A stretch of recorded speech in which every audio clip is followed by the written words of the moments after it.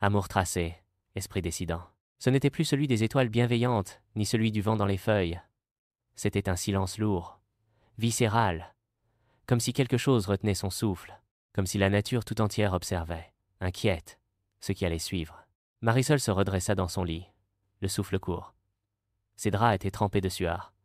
Ce n'était pas un cauchemar, pas vraiment. C'était une présence. Quelque chose l'avait touchée dans son sommeil. Pas une main, une intention. Instinctivement, elle porta la main à son épaule. Elle sentit sa peau chauffer, picoter. Elle se leva, tituba jusqu'au miroir, tira le col de sa chemise de nuit. Et là, elle vit, gravé dans sa chair, un symbole, un veuve inconnu, dessiné comme à la braise, noir et rouge, vibrant doucement comme un second cœur. Elle recula, terrifiée, mais au fond d'elle, elle savait. Ce n'était pas une simple blessure, c'était une signature. De l'autre côté du village, Jean-Michel, lui aussi, sentait que quelque chose changeait. Depuis le rituel avec Bookman, il avait commencé à rêver de choses qu'il ne comprenait pas. Des forêts sans fin, des tambours qui battent à l'envers, des voix d'enfants qui l'appelaient par un autre nom. Et maintenant, les gens l'évitaient. Il marchait dans la rue, et les regards se détournaient. Même les chiens s'écartaient de son ombre. Une vieille femme aveugle l'arrêta.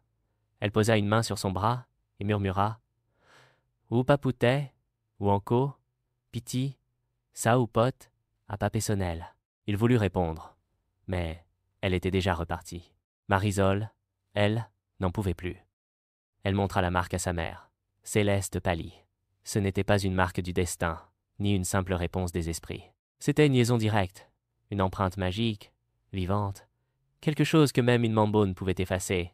Ce n'est pas un avertissement, Marisol. C'est une réclamation. Cette nuit-là, Marisol rêva.